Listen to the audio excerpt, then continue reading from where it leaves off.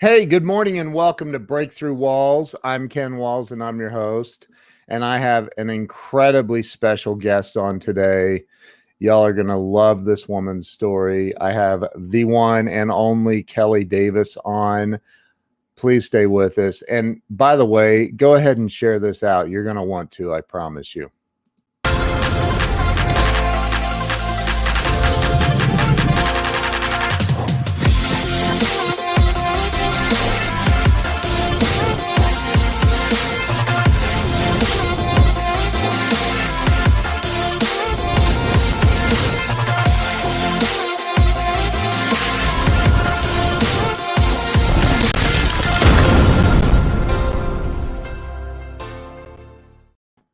Let me go ahead and bring Kelli on. Kelli, welcome to the show. Ken, good morning, good morning, good morning. I'm so excited to be here today. Thank you so much for this amazing opportunity. I am excited that you're here. We met on Clubhouse. Yes, a couple weeks ago. Yeah. And I heard your story, and you told a story, and I was banging my head against the wall this morning trying to remember what the video was you said to go watch. It was for the little boy. Okay, I've told a couple of stories. So it could be Oxygen to Fly, which is about a kid named Isaiah who was born without an air passage or a jaw and didn't have oxygen. Okay, then I told a story about Maverick Shooty. And if you Google Big Papi and Maverick, Yep, you will be able to watch a 9-minute documentary that the Major League Baseball Network produced because they were on the plane with us. It was a tearjerker. It was absolutely amazing. I watched it. I looked it up. I literally, when I was on Clubhouse with you that night, I typed it into YouTube and I watched it later. I mean, oh my goodness, y'all got to watch it. It's amazing.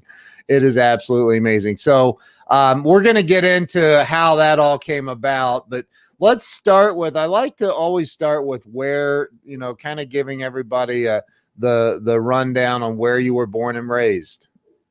Sure. I was born in a town. Well, actually, I was born in Murray, Utah, but grew up in Afton, Wyoming, less than 2,000 people.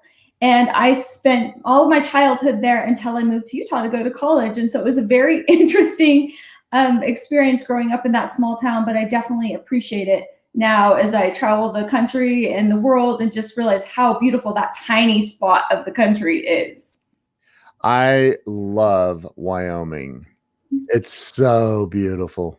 Well, and I would say most of Wyoming is forgettable, except a little tiny corner like by Jackson Hole, which is like where I grew up, and now we're outside Jackson Hole. That is a must. Yellowstone, a must. But yeah, there's some unforgettable parts of Wyoming for sure. Yeah, it's beautiful. So you ended up going to, you said you went to college.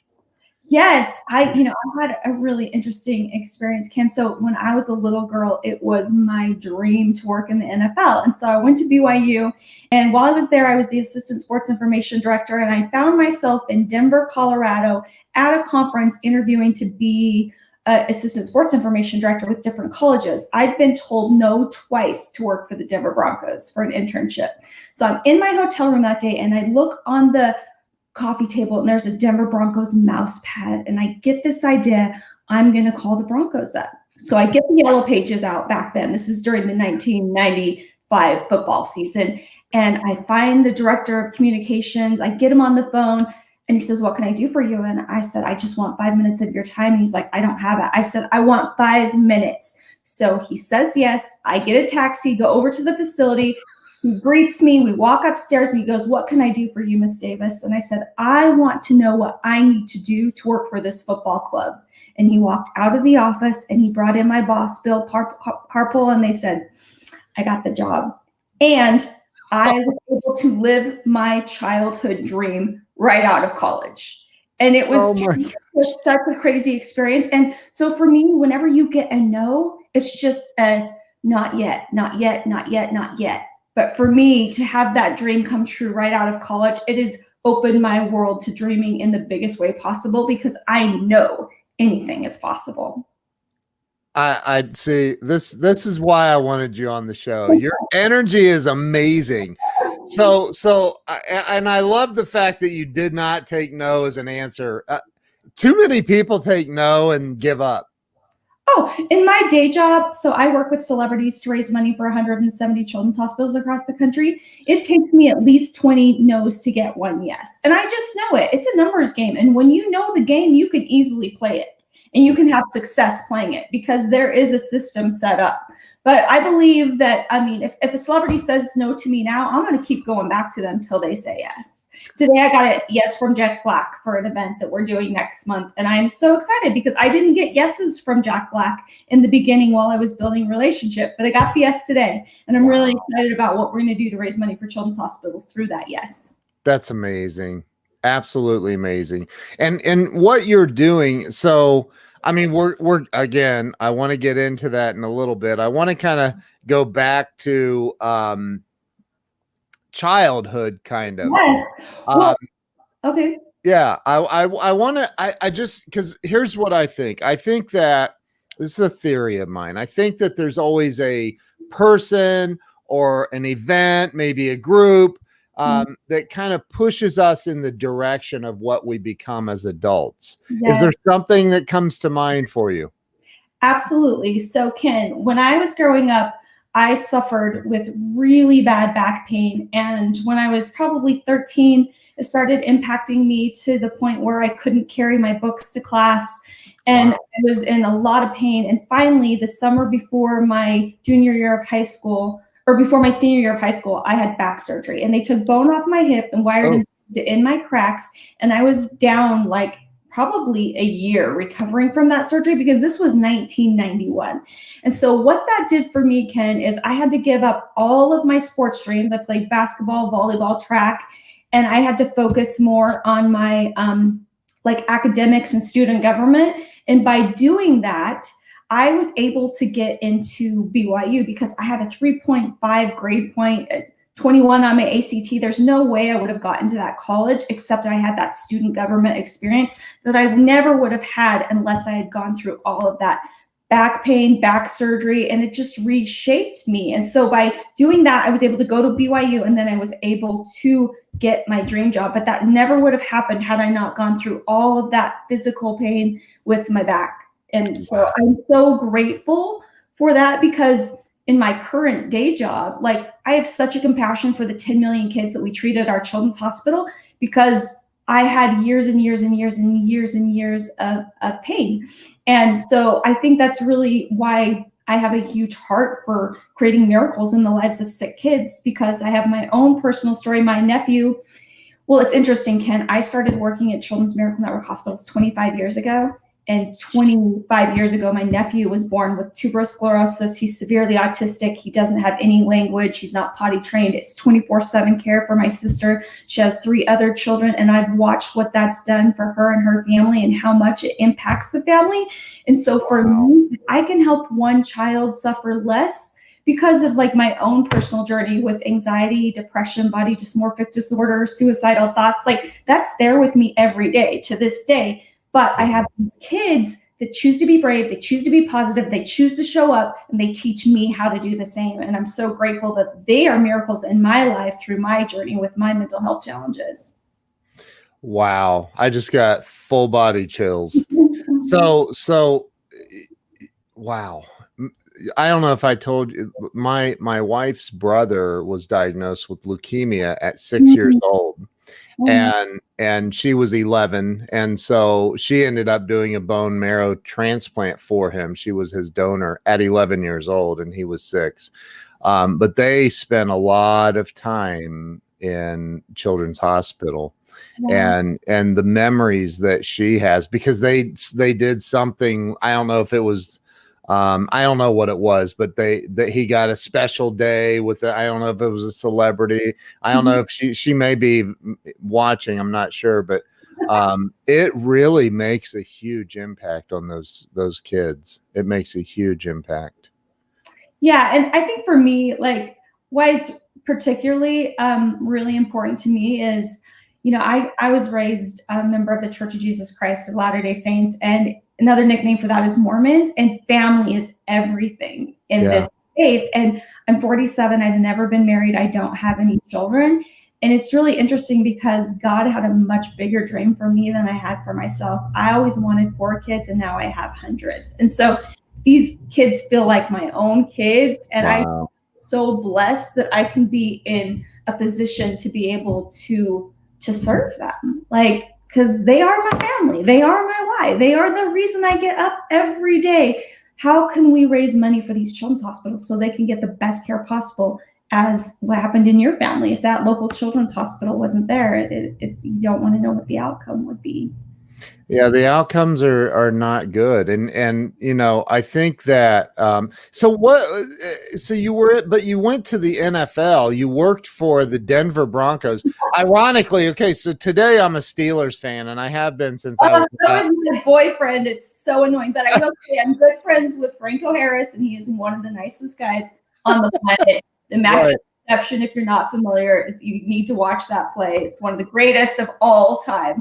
Yeah. But I do want to share just a really crazy story with the Denver Broncos. So this is 1995. I go to my first football game, and I mean, I'm diehard. When I was growing up, I would be sad if they lost, and I would journal about it, and I wouldn't be happy again until they won. Like this is in my childhood journals. So, I mean, I was a fanatic. My bumper stickers in college were Denver Broncos on both sides. And anyway, it was out of hand. So I'm at my first football game. I'm in the press box. You can't cheer in the press box. John Elway throws this bomb to Rod Smith. I have goosebumps up my entire body. And I'm like, I cannot believe I am being paid in this moment to watch a Denver Broncos game. Oh, my gosh. That's the season. So the season goes on. We don't have the best of season. It's Mike Shanahan's first coaching year. And after the season, I was the assistant to the director of operations. I was the press box coordinator at the home football games. I am a person that has to be busy, has to be doing things. I'm like, what am I going to do during this off season? Because it's just so slow. So one night I was very prayerful, and I was talking to God, and I'm like, God, I think I want to go back to Utah, be closer to my family. And I want a job where, you know, I can make an impact, because I mean, I was helping people watch a football game, which is a little different than helping save kids' lives. The next day, I got a phone call from a gentleman named Roger Cook at Children's Miracle Network Hospitals, and he offered to fly me out to Salt Lake City to do a job interview. And leaving the NFL, which was my dream job, to go to this small office in Holiday, Utah, was the best decision of my entire life. Wow. And I remember at the time thinking, oh my gosh, I'm going to leave this prestigious organization. It's my dream to go to this office, and yeah, they help kids, but is this the best choice? I'm telling you, Ken, I'm so glad that I paid attention to my inner knowing that this was the right choice for me at that time, because life is always speaking to us. Are we paying attention? Are we listening? And thankfully I was listening at that time. And I've just, the last 25 years have been so incredible because of that one choice. So and Joachim is joining us from hell in Norway. That's literally the name of. Howdy, Joachim. So, wow. Yeah, I know, right? So it's day one at the Children's Miracle Network, and in your new position. And what was your title when you started? Oh, I was just a coordinator. I was a coordinator for communications.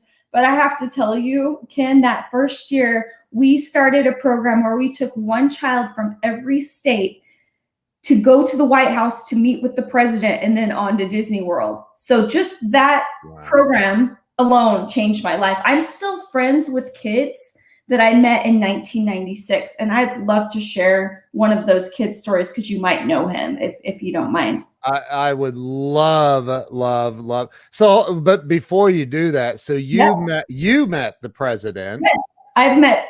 Yes. I mean, we were there. We started with Clinton administration, and then Bush, and then Obama. I have a picture of me shaking Obama's hands, because he would literally let all of the kids come on the lawn of the White House, or we'd go in the East Room of the White House. But yeah, it was an event that we did for Over 20 years, yes. And it's so cool because Delta was a partner of us, and we'd charter a Delta flight, and these kids would be on this plane, and they'd have ice cream sundaes and mac and cheese, and then fly to Disney World. And it was so incredible. Like, I have so many amazing memories, but more than anything, I have friendships with these children that will last a lifetime. I'm so grateful for that. So tell the story that you were going to tell. I can't wait to hear it. I'm sure you have thousands. Okay, well, I do have a lot. And what my first book is, The Miracle of Maverick, which is the story that I'd love to share at some point on this podcast today. But so in 1996, I met this little boy named Josh Sundquist, and he had his leg amputated at the hip. He had Ewing sarcoma. He was given a 50% chance of survival. And I remember being so impressed with this kid and wondering, what is he going to do when he grows up? Well, fast forward 25 years. Today, Josh is a very famous YouTuber, comedian, best-selling author. And I have to tell you the story. He always wanted to compete in the Paralympic Games. And he was talking to his ski coach, and his ski coach gave him a 1 in a million chance of making the Paralympic team. Wow. And Josh didn't want to have a regret of not knowing if he could be that 1 in a million. And he tried out, and he made it, and he competed in the 2006 Torino Paralympic Games. And you might know Josh because he's very famous for his one-legged Halloween costumes. So just type in Josh Sundquist, and you will just see just how amazing he is. He's a motivational speaker, and he's killing it. And I'm just so grateful that I've been able to watch him inspire and change the world. And that's what's possible when people break through their wall. They turn their pain into their purpose, and they make their mess their message. And I watch these kids do it over and over and over and over again. And I feel so beyond blessed. There's my wife. There's my wife. You're not gonna make me cry, just so you know. Oh, well, I'm gonna try. You're not. No, I'm gonna try. 350 interviews. I've not cried yet, but you're pulling on. I can feel it. You're amazing. So Kelli, you get into the Children's Miracle Network. You leave the NFL. Like nobody leaves the NFL. That's like the mafia. Right. Like you stay, but you get into the Children's Miracle Network. Did you feel like all of a sudden, like, this is it? Did you feel a spark? Like, this is what I'm meant to do. This is it.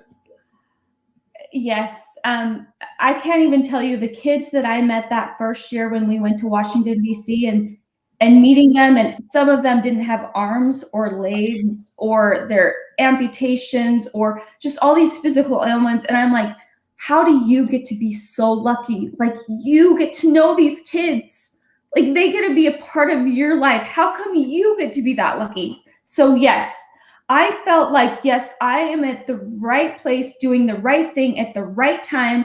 And, the NFL, I watch it on TV now. In fact, Ken, I've been to all 3 Super Bowls that the Broncos have won. In Super Bowl 50, Steve Young and his wife invited me to go with him to the game, and I got to sit in the Super Bowl MVP suite with every MVP to ever play in the NFL. And then when we won against the Carolina Panthers, I got to be on the field, touch the trophy, and I just couldn't even believe, like, I was there in that moment. And then Super Bowl 32, the president of Children's Miracle Network Hospitals had tickets to the game. He gave them to me. He said, I know you're a fan. You get to go. Super Bowl 33, my president had tickets. He gave them to me.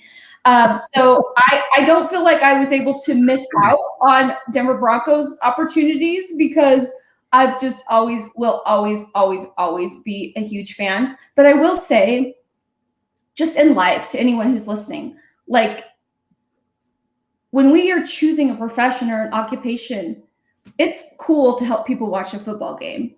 Yeah. But it's cooler to give back and change lives.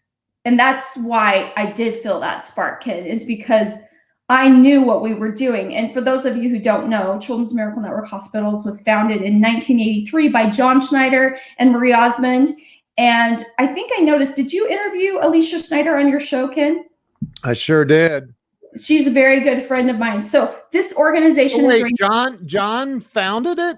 John Schneider founded this organization in 1983. The first year as a telethon in Provo, Utah, we raised $4.2 million. Fast forward today, we've raised over $7 billion to save kids' lives. And I love this organization. I know these kids. I know their families. I see how the money that we raise is creating miracles in their lives. And this is all because of John Schneider and Marie Osmond and two other people. I am texting John right now. I'm going to say, dude, get on here. Yes, it's $7 billion. Oh my gosh. Wow. Alicia, yeah, my wife just said it. Alicia is awesome. I called her. Well, I called John, what was it, a month ago, maybe, to ask. Long story, but anyway, I'll tell you off camera. But they're good people. If you guys don't know John Schneider, Bo Duke from Dukes of Hazzard, Superman in Smallville, Superman's dad in Smallville. He has a heart of gold. Alicia has a heart of gold. We would have never raised these $7 billion for kids if it wasn't for their big hearts and believing in something. And what's so cool is they just had an idea of creating a children's charity that helped all kids, not just kids with cancer or muscular dystrophy or cystic fibrosis. They wanted to help all kids. But what if they didn't believe in that idea? But they did, and they took action. And I'm so grateful for that. And I frequently tell John and Marie, like, because of you, so many of us get to live their dream jobs, but then all of these kids get to live their lives because of you. Wow. I just sent him a text. Let's see if he hops in the comments. Oh my gosh. So that is absolute. What a small world. Jeez. Yeah, and it's funny that you don't know that about John. I mean, he doesn't go out and brag about it, but like I sleep really well at night knowing I started a children's charity that treats 10 million kids every year. And that is so amazing. Yeah, so many people talk about how they want to help and want to give back and want to make a difference, and then there are those who do. Yes.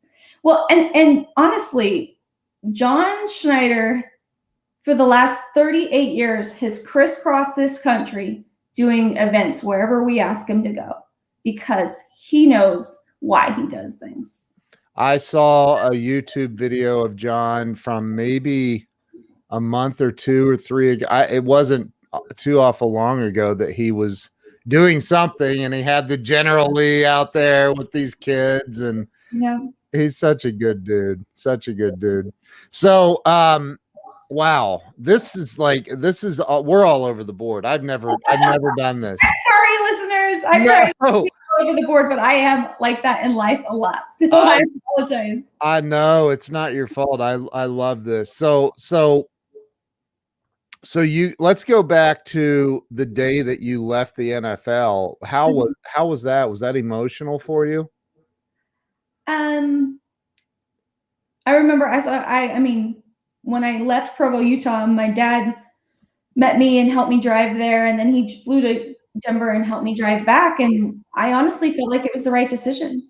So I really didn't have any regrets, but I will tell you this, for me, I still have relationships with the people that I had relationships with when I was there, because every year they get Christmas cards from me. I mean, like, as long as you create relationships, you don't lose anything because those relationships always exist. So for years, every year, I just go back to Denver and get field passes to go be at a game and be on the field. So you can walk away from something and still stay connected. I think the most important part of this whole thing is that Denver actually won a Super Bowl. I'm kidding. So I used to be a Broncos fan when I was a kid. For a very short period. The dark side of the Steelers. Well, I'm in Ohio. Denver's a long way from here, so it was like either pick this conversation early. Yeah, it was the Browns. I'm not picking the Browns, or the Bengals. Nope. So it was the Steelers. It was in the 70s. I had to. So Lynn Swann and Terry Bradshaw. Come on, they were the best. But so talk about. I'd love you to tell the story of Maverick, because and look at you light up, because look, this story, just so you guys know, this is worth watching this entire show. It is absolutely amazing. So Kelli, tell the story of Maverick. Okay. So this was, I think, 2015. I'm in Washington, D.C. with one child from every state. We're at the JW Marriott. We're at the bottom level, and all the kids are checking in. And this cute little 5-year-old boy walks up to my line, and we find out that he's from Wyoming. I'm from Wyoming. He's born June 11th, because we have to look at their, all their information to get into the White House. I'm born June 11th, and he loves the Boston Red Sox, and I love the Boston Red Sox. So I instantly bonded with this kid. Now, Maverick is very special because he's had over 40 surgeries, including 5 open heart surgeries. And actually, Ken, when he was 5 years old, he passed away, and he remembers God doing chest compressions on him. So I think for me, I just, with everything that he had been through, I just instantly kind of wanted to do everything I could in my power to help this child. So one day when Maverick wasn't feeling well, I was scrolling through Instagram, and I saw my buddy Kevin Millar, who played first baseman for the Boston Red Sox when they broke the curse and won the World Series, in a photo with David Ortiz. So I reached out to Kevin. I'm like, Kevin, can you please get a video for Maverick from his hero, Big Papi? And within 2 hours, Ken, I had a video that said, Maverick, stay strong, keep the faith, be positive, and I'm going to hit a home run for you tonight. So, Ken, I'm in my bedroom that evening, just kind of cleaning, not really thinking anything about this, because home runs in Major League Baseball are not easy to hit. Right. Fast forward a couple hours. It's a beautiful night at Fenway Park, and the Boston Red Sox are playing their biggest rival, the New York Yankees. And Big Papi steps up to bat the first time, and he strikes out. He steps up to bat the second time. He strikes out. He steps up to bat the third time, and he strikes out. He steps up to bat the fourth time against one of the best relieving pitchers in the game, someone he's never had a hit off of in his entire career. And he hits a 2-run game-winning home run for Maverick. In that moment, I dropped to my knees. I'm like, thank you, God. Thank you, God. Thank you, God. The next thing I know, I have a video from Maverick that says, in his cute little 5-year-old voice, Big Papi, you never let me down. And I'm going to try my hardest to get to Fenway Park to meet you. Oh. And within 2 weeks, I was on a private plane from Cheyenne, Wyoming, with my little man, for him to meet his hero and throw out the first pitch. Now, I just want to tell you about the moment that they met. We're in the batting cages. Maverick has no idea that Big Papi's going to come in the room. And there he is, just throwing balls with Kevin Millar. Big Papi walks in, and Maverick just looks up at him like this, and he goes, Big Papi. And then they embrace, and I cry, because this little boy gets to meet his hero. And the crazy thing about this story, and good morning, Doug, the crazy thing about this story is that not even 24 hours before Big Papi hit the home run for Maverick, his mom posted on Facebook, my family needs a miracle. And then when he walked in the room, he had the home run ball that he'd hit for Maverick in his hands, because the fan wanted Maverick to have it. So are miracles real? Yes. Should he have hit that home run for Maverick? Big Papi acknowledged help from a higher power. And I truly believe that's what it was at work. And for me, I like to say miracles happen when we take action from our inspiration. This wasn't about me reaching out to Kevin and getting the video. This was about the divine at work to create a miracle in the life of a sick kid, and to inspire that kid to keep going with their challenges. And so for me, I'm all about believing in miracles, inspiring people to believe in miracles, and more importantly, go out every day and strive to create a miracle in the lives of someone else, because we are God's hands on earth. I said I wasn't going to cry. I was off camera. You couldn't tell. That's why I go off camera. Oh my gosh, Kelli, that is absolutely amazing. And for anybody watching, just go to YouTube and type in Maverick and Big Papi, And you'll watch a 9-minute documentary and you should have Kleenex because it's a tearjerker. It's, oh my God, it is unbelievable. It is really, because the moment that Big Poppy walks in, it's captured on film. Oh yeah. It's all in the, and is it who did the documentary? Was it ESPN or Major League Baseball? Okay, MLB Network did it. Yeah, it's pretty phenomenal. And I got to go to the game that night and have Maverick sit on my lap, and everyone was cheering, Maverick, Maverick, Maverick. And I mean, it was just like once in a lifetime experience. The next day, Roger Clemens is there. We go meet up with him.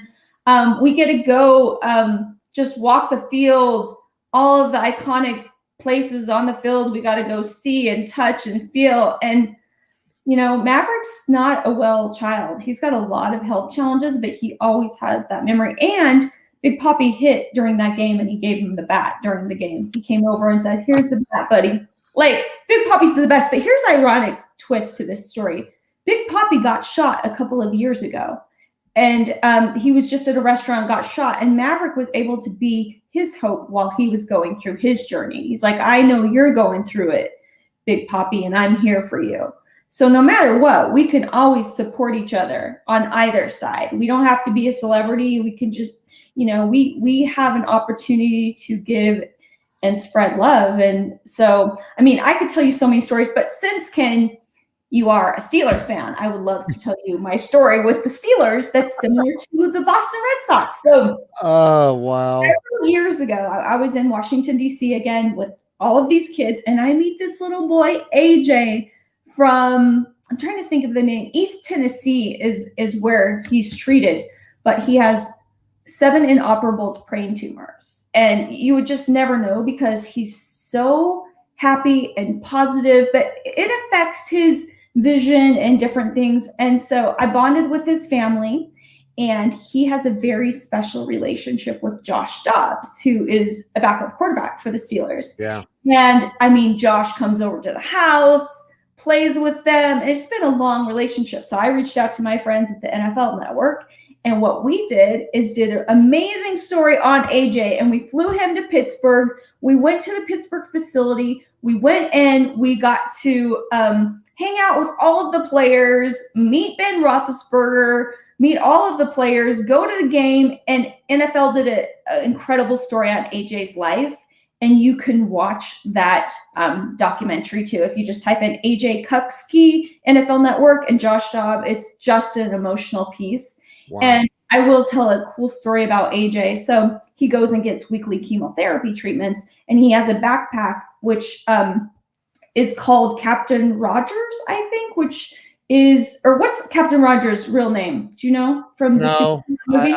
I have no idea. Wait, Chris Evans is that person in real life. So I reached out to Chris Evans, and Chris Evans did a special video for my sweet AJ, and they developed a special relationship. But these kids, they really go through it. But AJ, every time he goes in the hospital, he tells a joke before his chemotherapy, and he posts it on his social because he wants to inspire people. He's not focused on what he's going through. He's focused on everybody else and how he wants to make them feel.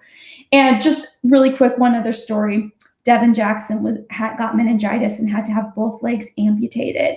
And even though he had both legs amputated, he still played football. And I reached out to his family because I heard that he loved the New York Giants. So I talked to my friends at the NFL Network.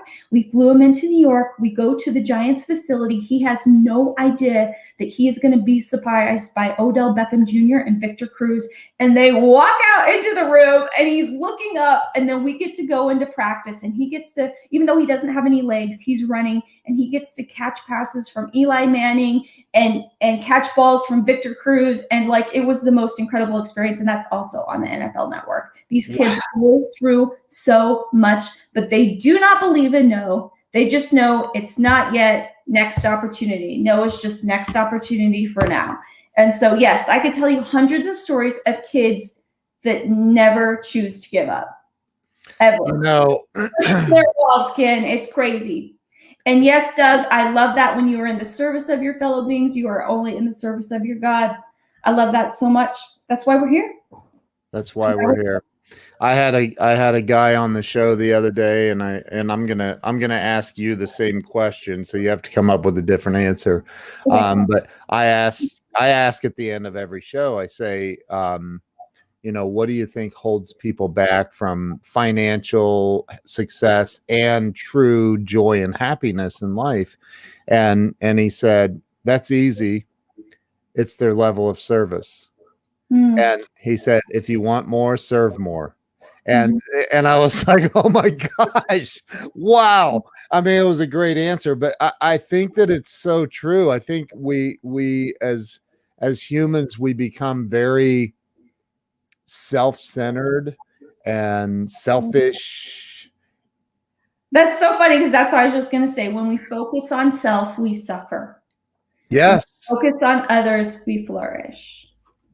Yes. Oh, we love CMN hospitals in Flint, Michigan. I love that hospital. I've been there before. We helped install like this cool fish aquarium thing in the front of the hospital. But so nice to meet you. Yes, Hurley. Hurley is amazing. I love my contacts at Hurley. So great. Laura, Thank you. yeah, she's in the medical, and she's a nurse practitioner. She's a client and dear friend of mine. So my wife said my brother is one of those kids, more than 40 years on and off with cancer, and he's never given up. Or in fact, Wow. he's literally at this moment right now. She just talked to, yeah, he's getting chemo right now as we're talking. So he's been through it for so many years, and yet he's got the most positive outlook and attitude. Like it's amazing. Well, I really love. Are you familiar with Byron Katie? I know that name. She has a book and it's called Loving What Is. And when we can choose to love what is, that's when we are in our sweet spot. Because when we argue with reality, we will suffer 100% of the time. We can't say it shouldn't happen because it did. And nothing that we can think or do will ever change what happened. So if we can choose to love what is and find how everything in our lives is perfect for us in that moment, that's where we can truly, I feel like, have peace and joy and happiness in our lives. But for me too, it's all about who can I create a miracle for today? And that's so fun because I have all these celebrity relationships, from Chris Evans to Chris Pine to Chris Pratt to Zendaya to Robin Roberts to you name it. And I'm so excited because I'm going to reach out to them and see what they can do to help kids. And these celebrities have such ginormous hearts. Just over the holidays, Matthew McConaughey, Amy Adams, Amy Poehler, like they all want to do stuff, but they don't want people to know about it. Even I think Chris Pratt recently did a visit. I think it was with Flint or Hurley. We have kids from one of those hospitals, but they want to do it on the down low. They're not trying to get press and publicity. This was a really cool story. I'm not sure if you know who Amy Poehler is. Yeah. But on Christmas Eve and Christmas Day, she wanted to give back to the caregivers at Rady Children's Hospital in San Diego. So we did an hour Zoom call on Christmas Eve at 11 o'clock at night. And then on Christmas Day, we did another Zoom call so she could thank all of the caregivers and bought every one of their meals for the day. So that's like, we can do so many things. Like, it doesn't have to be on a level that way. It's like, I don't know, one day I was driving by and this person had a sign that said, I need a miracle. And of course, I'm like, I'm the miracle girl. I'm going to pull over and give you some cash. But it's not about cash. It's about money is an exchange of love, right? It has nothing to do with money. It's how can we exchange love in that moment and let someone else know we see them, we hear them, we care about them. So it's just so fun because if you get in your car every day, you can find an opportunity to create a miracle in someone's life. I preach that, Kelly. I do. I preach that. I always say, if you want, if you're miserable, if you're depressed, if you're sad, if things aren't going well for you, go help somebody else. Do something, a random act of kindness for someone else, and watch the miracles start lining up for you, because they will. It's people. I really, that's like my life mission, is to get that through people's heads. Like, it's what Gandhi said, be the change that you wish to see in the world. It was Gandhi, I think, said that. But be that you want to see, and it'll happen for you. I just love what you're doing. So your days are spent, how you call around and talk to celebrities, or you find children that need miracles? What's it like for you, a day in the life? Okay, so just really quick. So we are basically an umbrella that raises money for 170 children's hospitals. And what's really cool is that money, so say in Flint, Michigan, or Hurley Children's Medical Center, the money is unrestricted funds, and they get to decide whether they use it for uncompensated care, child life, equipment, research. So we don't tell them what to do with the money. And so my whole mission is to raise money for these children's hospitals. So I do celebrity and influencer relations, and we have so many cool ways that we raise money, and we have some pillar programs. One of them is Play Yellow, that was started by Jack and Barbara Nicholas, and they have decided they want to raise $100 million in the next 5 years for healthcare. And so we're uniting the entire golf world to do that. So I work with a lot of different athletes. So getting athletes involved with different golf tournaments. We do a golf tournament in Hawaii every year. It's the Ace Golf Shootout. Last year we raised $1.6 million. Wow. Celebrities that do a really fun skills competition, to NFL, to NBA, to NHL, and MLB players compete. And so that's one thing that I do. I do a lot of virtual celebrity hospital visits to build those relationships, so I can plug the celebrities into our different fundraising programs. We have a really cool program called Extra Life, where people can play video games and raise money for their local children's hospitals. It's called Extra Life, and we've raised $70 million just through that program.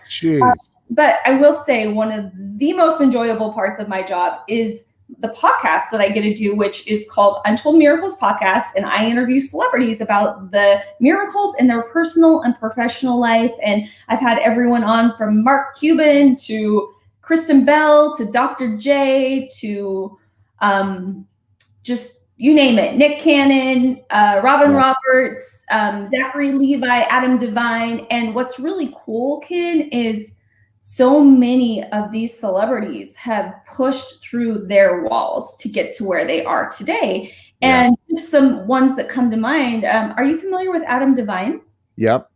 So Adam Devine is amazing. He's a comedian. I like to consider him a dear friend because he has the biggest heart in the world. When he was 13 years old, he got hit by a cement truck and had over 25 surgeries at our children's hospital in Omaha. Didn't know if he would walk again. But thankfully today, you see him on the big screen. He's out there making movies, but he also has such a heart for helping kids. And so I've done so many virtual hospital visits. And how cool is it to be a kid in a children's hospital who gets to meet a celebrity who was a kid in a children's hospital, who spent 2 years in that hospital, to see what's possible today. Amy Purdy, I don't know if you know her story. She lost her leg. She's a Paralympian. She lost her legs to meningitis when she was 19. And how I met her is when I was at an event with Oprah, and she comes on stage in this beautiful green dress. And she just is like, if your life were a book and you were the author, how would you want the story to end? And that's what we get to choose. Our life is a book. We are the author. We get to choose how we want our story to end. Robin Roberts' story, I mean, she's incredible. Her whole thing is make your mess your message. We all have something. That's, I think, the name of her book. I mean, she had cancer, and then she got this crazy blood disorder, but she's just used it to propel herself to help others in her life. Kevin Love, the basketball player, he was in the middle of a game and had a total mental breakdown and couldn't deal with the anxiety that was having. Now he has his own foundation to help people with mental health issues. Kendra Scott, I'm not sure if you know her company. She's a billionaire. She was broke. She had $500. She built this $1 billion jewelry company from her garage. And now she's just focused on helping others have the same opportunities. So I really do enjoy that part of my job. But can I just share a really fun experience from something that happened with Chris Pratt from the job?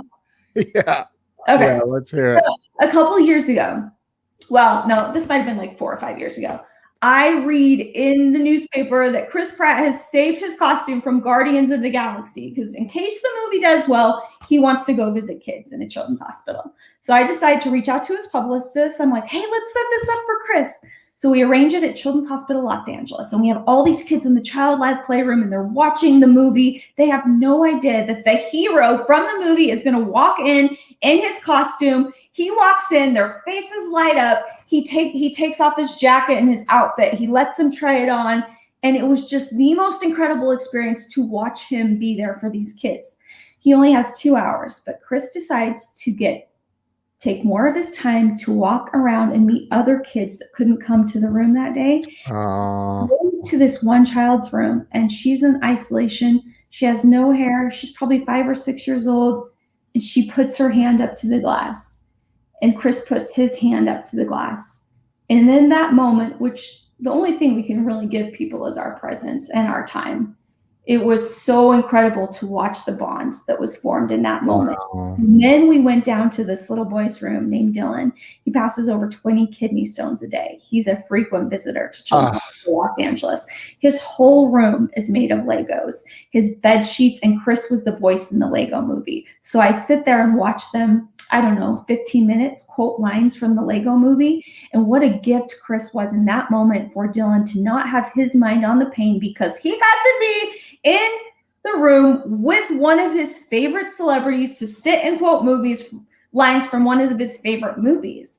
And so for me, that's the favorite part of my job. I mean, with Jack Black, just 2 weeks ago, we had him visiting a patient named Charlo who has spina bifida, just had major surgery, and Jack just went on for 30 minutes and played Mario Kart with this child. So he could have a moment where he wasn't thinking about his pain. And I'm so grateful because I could tell you story after story after story after story after story. But and they are Jack Black, we get to be Ken Walls, we get to be Kelli Davis. Like, what are we going to do that little tiny thing? Like, what are we going to do? And that's really what my message is to everybody is we are a gift to others because we are alive and we are breathing. And yes, I have my challenges. Yes, every day with my body dysmorphic disorder, I don't want to get out of bed. I don't want to be seen. I struggle with anxiety. I struggle with depression. These things are there every day, but I have tools in my toolkit that I can lean into so I don't stay in that place. So I can get to the other side, because that's why I'm here. That's why we're here. And Laura, amen. my wife said such, and here's, I love that, for anybody facing their challenges right now, like you chose this. You said, and you just said it.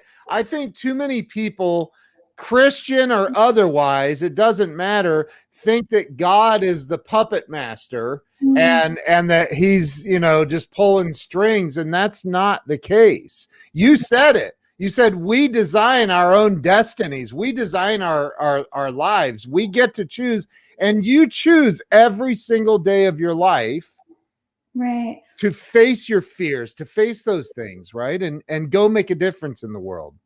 Yeah. Well, several years ago, I really wasn't doing well. I went to this interesting place called the Option Institute in Sheffield, Massachusetts. And, they have a book about, happiness is a choice. And so for me, I know that every day I can wake up and I can have a 1 on a scale of 1 to 10, or I can have a 10, but I am the thinker of my thoughts. I get between stimulus and response. There is always a space, and we get to choose. And I was at an event with Wayne Dyer a couple of years ago, and he shared his story of meeting Viktor Frankl. And for those of you who don't know, he wrote the book, Man's Search for Meaning. My favorite book. And Viktor was sharing with Wayne, like in the concentration camp, he was fed a dirty bowl of water with a fish head in it. But because he was able to see and find the beauty in that fish head, that's how he was able to survive and thrive through the concentration camp, because he got to choose the meaning that he assigned to things. And so for me, knowing that happiness is something that I get to choose every day. Several years ago, I was with Christopher Reeve. And for those of you who don't know Christopher, he was, Superman, and he was paralyzed from an equestrian accident from the neck down. And I remember he flew into our event. He had 3 nurses, 4 aides. He didn't have his makeup on or his wig on. He looked like he was 100 years old. And he was so happy and he was so positive and he radiated light. And that's what these kids show me all the time. I have a little buddy, Adam, who has spina bifida, and we were with all of those kids in Washington, D.C., and we were at the pool, and he's in a wheelchair, and all of these kids are playing and swimming, and there's Adam, and Adam doesn't care. Adam's alive. He's grateful to be alive. He's super happy. So I just know that if I can just focus on being positive every day, because it is up to me and I get to choose it and no one else can choose it for me, because happiness is not circumstantial ever. It is attitudinal. And I think those tools for me really help me as I choose to show up every day. What about and I'm gonna put a different spin on this. Normally I say, what do you think holds people back? In your opinion, what holds people back in life? But I want to, what about the person who, I think that we all get into or go through periods of suffering from comparing ourselves to others. And what about somebody that goes, yeah, well, look at Kelli. She's beautiful. She probably had great parents, and she's just lucky that she, was born into the family. It's easy for somebody like her to make it. What do you say to them? What do you say to the person who may be stuck and can't, like, they are comparing themselves to everybody else and they can't figure out how to move forward and get more out of life, have more out of life? Well, I would say I understand. I feel like I've been there. I do the same. And it's really hard to not compare and despair. I think it happens so much. And I think for me, it's being able to recognize that fear is not going to go away. As we know, fear is false evidence appearing real. And fear is like imagining an outcome from a situation that hasn't happened yet. And worry is a prayer for chaos, and it's a prayer for what we don't want. It's negative goal setting. And so if we can just lean into those things and know, hey, this fear might never go away, but we can embrace that fear. We can make it our friend rather than punch it in the face. And know, and I would say most everyone that's successful feels that way. They do have those feelings inside where, am I good enough? Can I do this? Oh, look at that person. Look at that person. And I think for me, it's like, I do feel those things. I mean, I feel it every day. I do. It's not easy to do what I do, but I'm like, you know what? I have a big why that reminds me that I can push through the fear. I can reach out to Michelle Obama and ask her to be on the podcast because I have a big why behind it. I know what I want to create. But I get it. Believe me, I compare myself to others a lot. But what I've really been trying to do lately is just drop judgments on myself and drop judgments on others, and know that there's nothing I can do to be more worthy. There's nothing I can do to be good enough. I am already inherently worthy, and nothing will change that in God's eyes. And I would say that with everyone. You are worthy. You are enough. And there are people out there that want to support you, but you have to ask. And then you have to take action when you get that inspiration. Awesome answer. 2020 was a challenge for a lot of people. And I think for the look, you're getting applause. so what's crazy is you deal with these children every day, and you see their joy is off the charts. So is what's that? So is their pain. Yeah, right. And yet in 2020, among adults, the suicide rate just skyrocketed. People taking their own lives because of fear or whatever. If somebody called you and said, my electric's been shut off, my car was repoed, I don't know, I can't figure it out, I don't know what to do, I'm at the end of my rope, what would you say to that person to help them through, to knowing that it's temporary? I mean, Right. you know that, I know that, but how do you get through to that person? What would you say to them?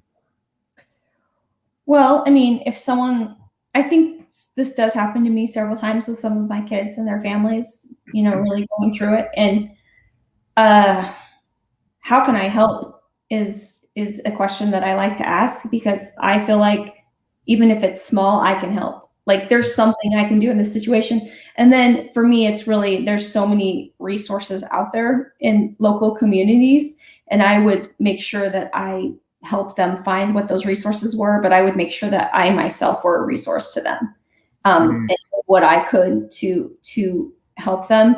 But I would just say, just don't give up. Don't give up. God's aware of you. He knows what you're going through. You are in the, you know, you are going through it right now, but you will get through this. You will get to the other side, and God will be with you all along the way. But ask for help, and know that help's coming. Um, and I think asking for help is a really big part, because we do want to help. I want to help. Everybody wants to help. But yeah, please don't give up.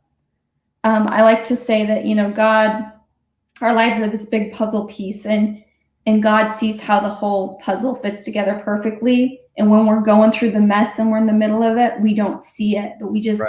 we can let go and know that, hey, every piece is there. It all fits perfectly, and just trust that.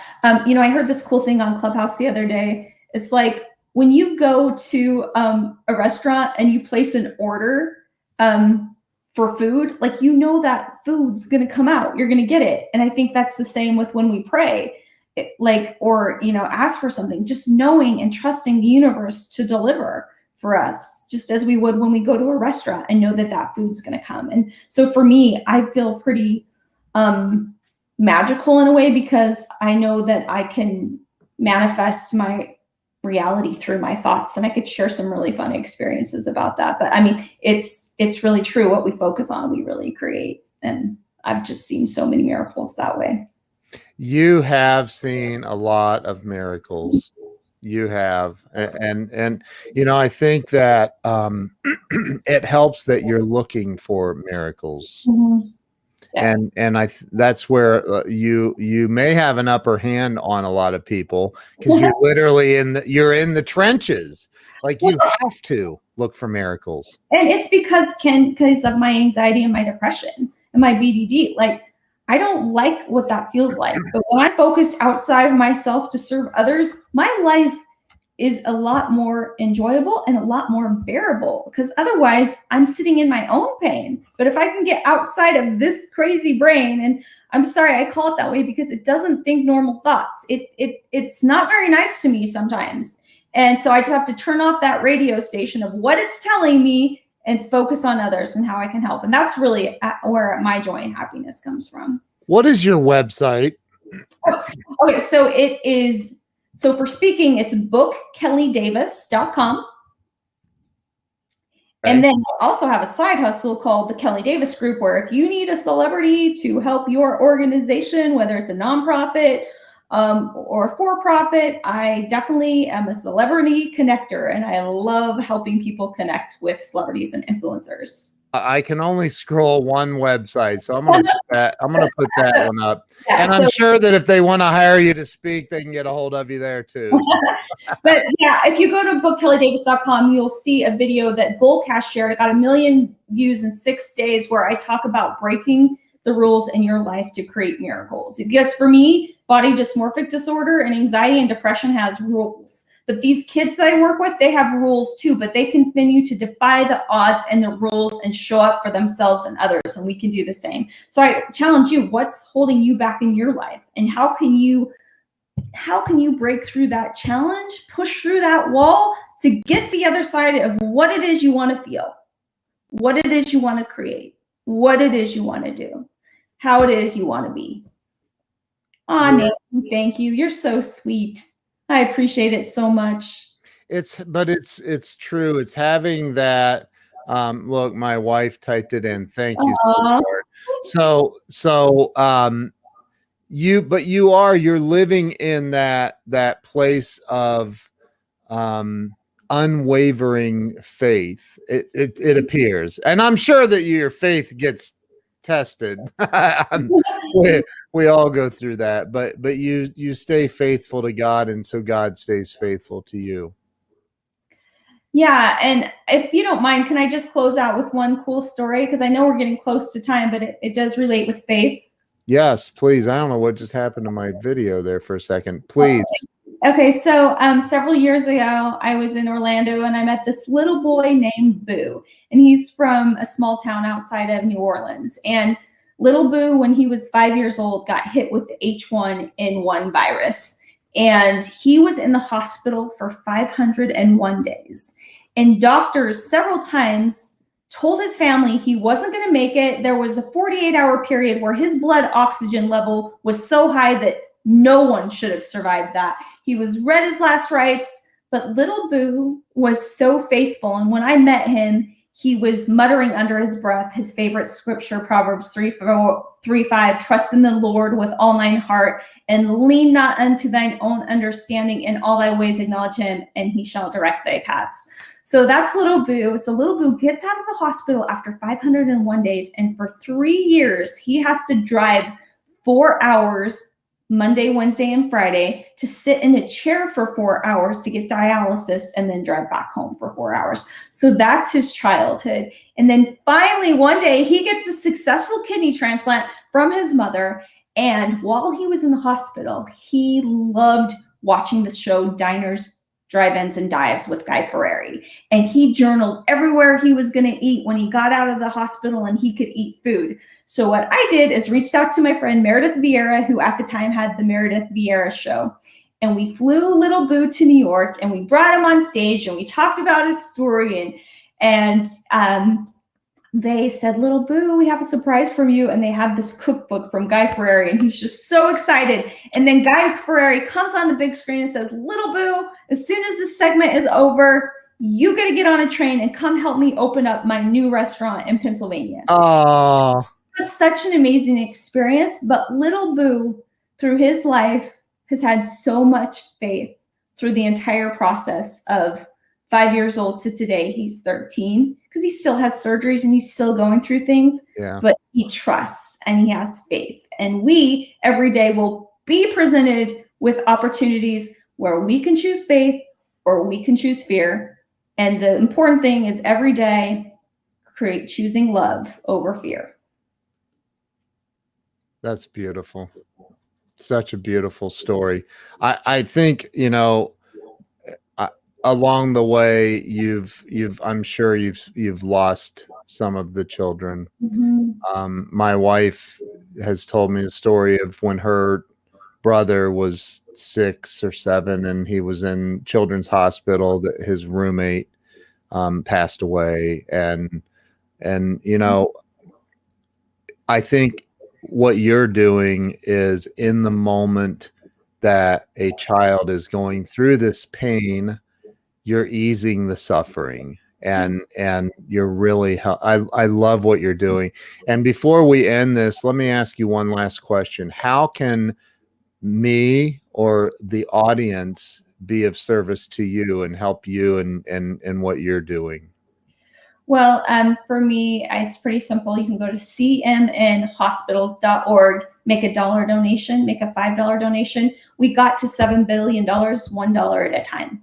So every dollar matters. So for me, that would mean the most to me is if you go to CMN Hospitals, click donate, and it will go to your local children's hospital. It won't just go to some random fund. For you, it would go to Children's in Columbus. I think that might be the closest children's or nationwide children's hospital is our hospital there. So yeah, that would mean the world to me. So you did, and Jill, I'm going to ask my wife to type that in, CMN Hospitals. Yes, .org. .org. Uh-huh. So that you deal with every children's hospital across the nation. 170 children's hospitals across the United States and Canada. We're in every province in Canada, and we're typically the major children's hospital in that market. So in Denver, it's Denver Children's. In Salt Lake, it's Primary Children's. Nationwide, we actually have the memorial coming up with Jack Nicklaus. which is going to be. That's right down the road from me. Yes, I'm hoping to be there this year. I actually was supposed to be at Jack and Barbara Nicholas's house this Sunday. They did a big fundraising event called the Jake in honor of their grandson who drowned. And I ended up not going because I wasn't feeling super comfortable traveling. But I hope to see them. They're very nice people, very nice people. I hope to be in Columbus at the memorial. That's coming up. That's in May. Is it May? Yeah. Wow. Well, heck, I hope to meet you then. Yeah, that's amazing. I would love that. That would be great. It's about 45 minutes from my house, but my wife and I have both been to the memorial many, many times. It's an amazing tournament. So the website, enter comments. You go, Jill. You're amazing. And please tell your brother that. What's your brother's name? Jeff. Jeff. I will be praying for Jeff and his family and all those involved. I mean, I think we can pray every day for people. Like just praying is such a huge, powerful tool. But then also just make sure you take an action on that inspiration to create miracles. You're amazing. You're amazing. Thank you. Would everybody watching this, whether you're watching now or on the replay, number one, I saw that we had a few shares. Share this out. It's been the most amazing interview. And then jump over to cmnhospitals.org and make a donation. $1. Doesn't matter. Make a donation. My wife is saying thank you. Nancy is saying you're awesome and blessed by God because you're obedient. Amazing, amazing. Kelli, you are amazing. Thank you so much for such an amazing interview. This has been a great hour, so thank you. Well, it's really been my honor, and I know that you're creating these same types of miracles for everyone that you touch and those lives that you reach through your mission and your purpose. And so I want to thank you for all you do. That's so nice. Thank you. Kelli Davis. And where's everybody follow you on social media? What's the best place? Instagram, mostly. Kelli Davis 1 is my name. I think that's the best place. I do videos every Sunday. YouTube, I do videos as well. I love doing inspirational videos. I love inspiring people because life can be hard, really hard. And so I love sharing tips and tools to help people suffer less. You're amazing. Thank you. Everybody go follow Kelli. Go over to cmnhospitals.org. Make a tiny donation. Make a massive donation. But go make a donation over at cmnhospitals.org. And we'll be doing that today too. Yeah, I mean, I've inspired myself to go do it. I'm like, you need to go do it. So I'm like, I'm going to go do it too. You're awesome. You're amazing. Thank you so much. Stay with me. I'm going to end the live stream. Thank you. Everybody go follow Kelli on Instagram. Kelli Davis 1. Kelli with an I. Kelli Davis 1. Yeah. My wife put in. Oh, you're so good, Jill. It's all together though. That's right. Thank you so much. And we will see you all later. Thank you so much and have a great day, Kelli. Thank you. Bye, everyone. Thank you for being here.